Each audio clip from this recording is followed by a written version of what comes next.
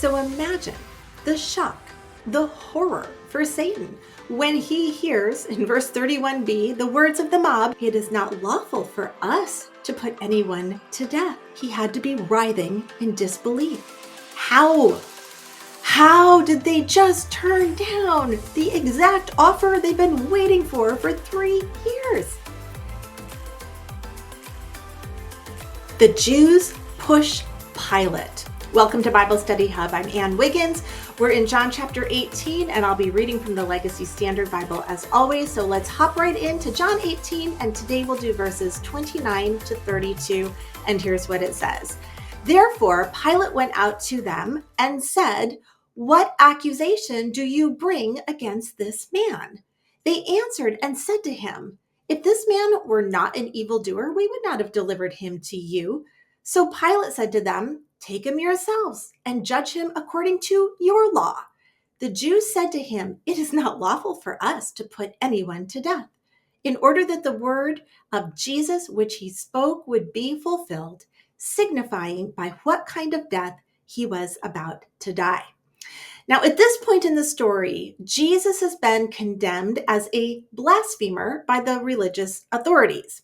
Of course, in Jewish law, blasphemy carried with it a death sentence. This is super important to the story if you look at this from the perspective of Satan trying desperately to kill Jesus without the cross. He wants him dead, but he wants him dead by stoning, not crucifixion, so that the prophecies about his death won't come true. In Leviticus chapter 24:16, it says, "Moreover, the one who blasphemes the name of Yahweh shall surely be put to death. All the congregation shall certainly stone him. The sojourner, as well as the native, when he blasphemes the name, shall be put to death." So in the eyes of the Jewish leaders, as far as religiously goes, they've got him. But there's just one problem. Roman government doesn't give a rip about Leviticus 24:16. They don't care. So they need Pilate to declare Jesus guilty under Roman law, not Jewish law. Roman law didn't execute a Jew for blasphemy against his God. In fact, the Romans looked down at the Jews for their religious beliefs. They had no respect for them at all. So imagine Pilate. It's super early in the morning. I mean, it might be 4 or 5 in the morning or so. The sun has just come up, and Pilate awakens to a Jewish mob outside his quarters, pounding on his door. He probably thinks to himself, "What is wrong with these people? You can't wait until 8 or 9 to bother me." So he's not in a great mood to even deal with these, what he thinks crazy people are outside his door. And so he just simply tells the Jewish leaders, "Fine, I don't want to deal with this right now. You can do whatever you want in this case. Just go take care of it." Well, he just punched their kill an innocent man card. I mean, stoning Jesus to death, that had been their dream. The religious leaders had even attempted it a couple of times. Do you remember back earlier in John? They were willing to do whatever it took to get Jesus gone, even if it meant that they kind of executed someone they weren't supposed to and they might get in trouble with Rome. I just imagine Satan behind the scenes at this moment when he hears Pilate say, I'm not dealing with him, you deal with him. That means stoning. And Satan has to just be like, "What a win. This is what I've been trying to get done anyway." There is no way, he must have thought, that these Jewish religious leaders will say no to this.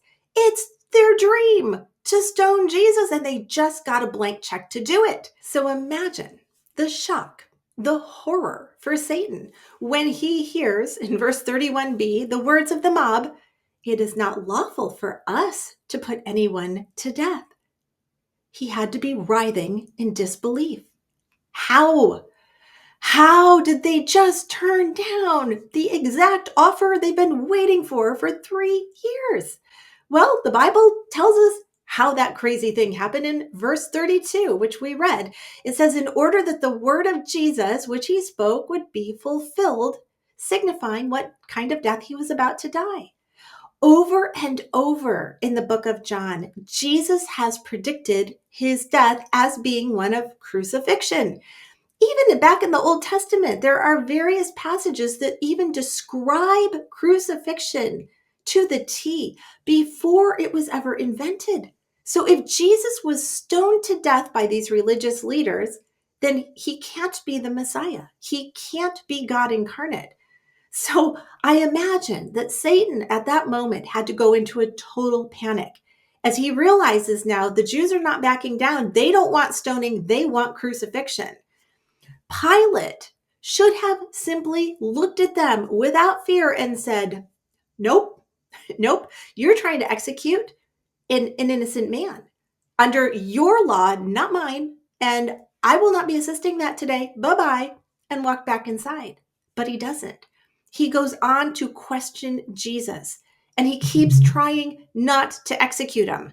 So why didn't he just say no and disperse this unruly mob? Well, there's a little history behind Pilate that the Bible doesn't really share with us, but other ancient historians fortunately did record.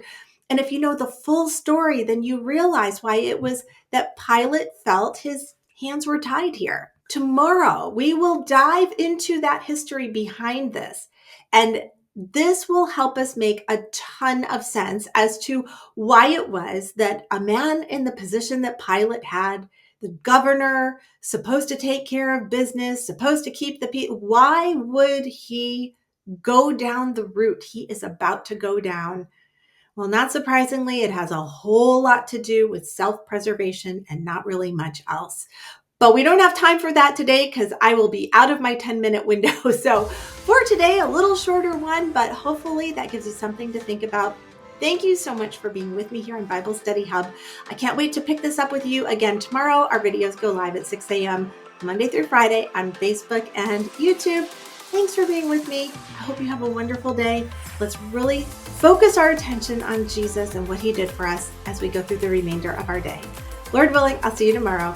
Have a good one.